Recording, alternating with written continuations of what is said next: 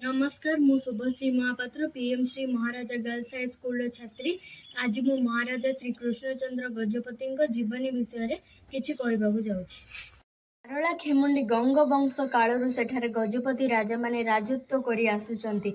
सेही राजवंशर उत्तर पुरुष थिले श्री कृष्णचंद्र गजपति। 1892 साल एप्रिल 6 तारीख बैशाख मास अमावास्या तिथि रे राजप्रसाद को मुखरित करी जन्म ग्रहण करथिले श्री कृष्णचंद्र गजपति। पिता गौरचंद्र गजपति एवं माता राधाराणी गर्भज जे एही संतान दिने उत्कल जननीर सेवा और संवर्धन रे आत्मस्वर्ग करिबो या केही कल्पना करि नथिले। दुई पत्रु बासिला भली कृष्णचंद्र गजपति बाल्य कालरू तांकर देशमातृका प्रति अगाध ममता और उत्कल जातिर दुर्दशा प्रति यथेष्ट समवेदना प्रकाश पाइथिले। कृष्णचंद्र गजपति बाल्य शिक्षा प्रदान करने गृह शिक्षक भाव अपना पंडा नियुक्ति पाइथिले।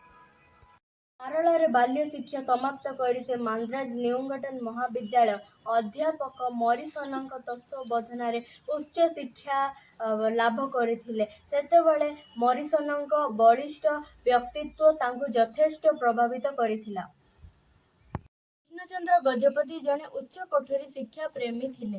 राज्यर शिक्षा प्रसार निर्मित से महाविद्यालय बालक और बालिका उच्च इंग्रेज विद्यालय संस्कृत शिक्षार प्रसार पाई एक संस्कृत महाविद्यालय वैश्विक शिक्षार प्रसार पाई शिक्षित अनुष्ठान प्रतिष्ठा करथिले। एही सब अनुष्ठान मानकरे ओडिशार तथा ओडिशा बाहरु आसी बहु छात्र छात्री अध्ययन करुथिले।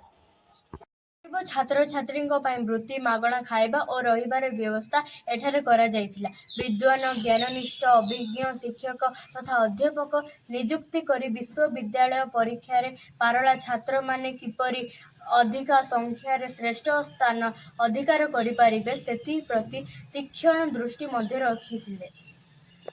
अत्यंत प्रजाबत्सल थिले। प्रजांक दुख और सुखर समभागी थिले। जीवनर शेष समय पर्यंत विभिन्न अनुष्ठान सहित से संश्लिष्ट थिले। ओडिया जाति और स्वतंत्र ओडिशा प्रदेश गठन पाई श्री कृष्णचंद्र गजपति विशेष आग्रह और अनुरक्त रहिथिले। एथिपाई से प्रतिनिधि रूपे बिलात यात्रा करी गोल टेबुल बैठक रे जोग देई ओडिशा को एक स्वतंत्र प्रदेश रूपे गढ़िबारे स्वप्नर सार्थक करथिले।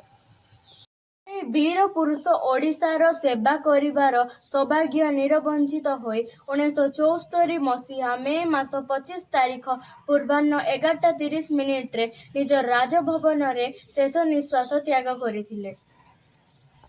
Virtualize in the struggle, not in the prize. Thank you. धन्यवाद।